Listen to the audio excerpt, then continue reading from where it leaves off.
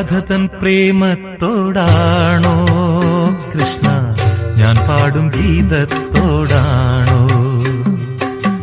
രാധതൻ പ്രേമത്തോടാണോ കൃഷ്ണ ഞാൻ പാടും ഗീതത്തോടാണോ? പറയൂ നിനക്കേറ്റം ഇഷ്ടം, പക്ഷേ പകൽ പോലെ ഉത്തരം സ്പഷ്ടം. രാധതൻ പ്രേമത്തോടാണോ കൃഷ്ണ ഞാൻ പാടും ഗീതത്തോടാണോ?